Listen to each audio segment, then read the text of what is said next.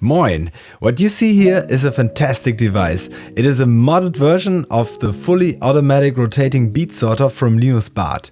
I have now spent some time with his plans and 3 parts and now present you a tutorial with which you can rebuild it. But first, let's see what it actually does.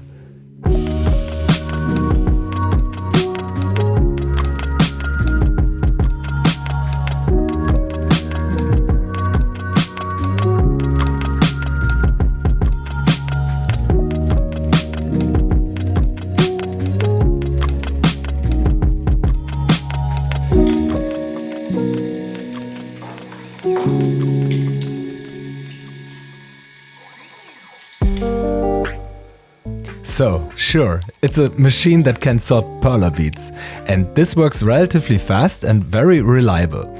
In the description to this video you will find a link to GitHub where I have put together the software and component lists as well as links to the needed 3D print parts. And that actually is the best place to start. First of all, I built this machine on the basis of Linus Barth's version and also adopted it as far as possible. Some parts are remixes from Rich Abrahamson.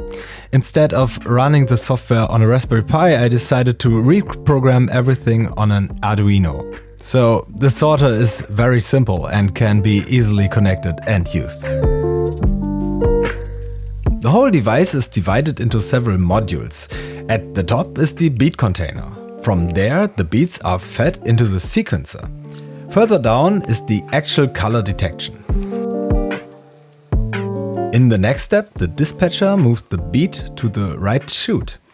At the bottom are the outputs. In the original design, there was also the aligner, but this module is no longer needed. I will start at the point where you printed and assembled the sorter. Since it is a modular system, I can separate and explain the individual steps. There'll also be tips on what you should pay particular attention to. Let's start with the hopper. I printed the original version once and then a modified version.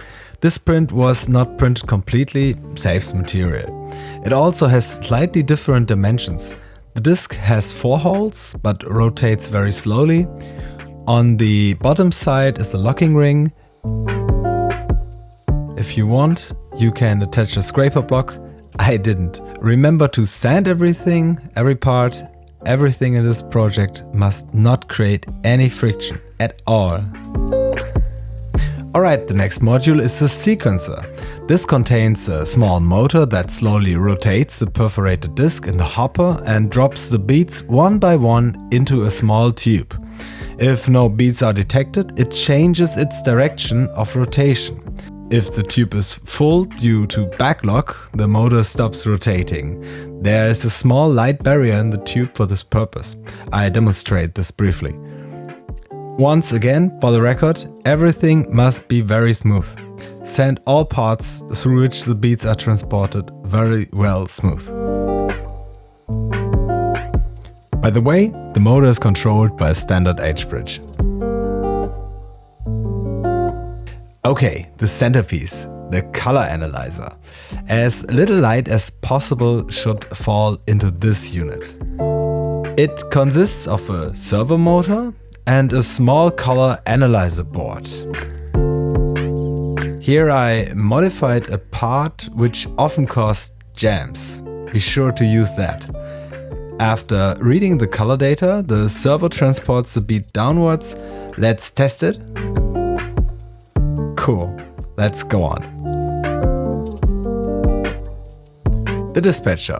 It rotates and transports the beads to the right place. Here I've redesigned some things. Originally there was a servo here too, which I could only control very inaccurately. I have therefore converted the whole thing to a NEMA 17 stepper. With it you can sort the beads fantastically accurate and fast. The stepper is controlled by its own controller. Of course, there's a locking ring on the tube. Everything is totally easy peasy, isn't it?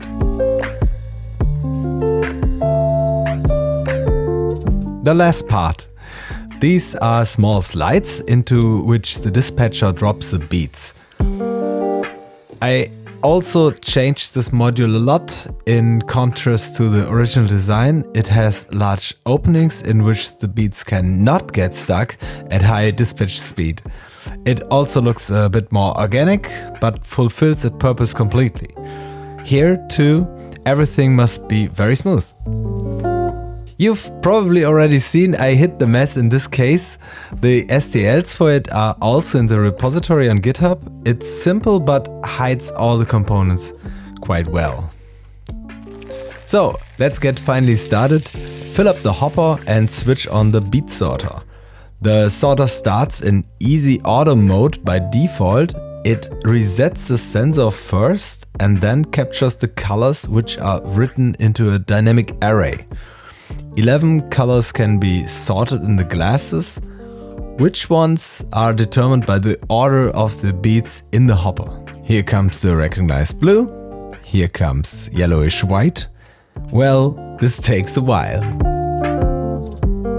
There's also a manual mode in which the average values are read from 4 beads, and this color is now programmed in. This makes recognition even more accurate. One more thing, broken beads are showstoppers, by the way. They occur sometimes and you can't do anything about it.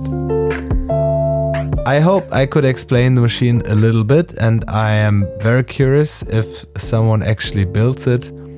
Feel free to leave me a comment, like and subscribe if you feel like it. I'm always happy about any reaction.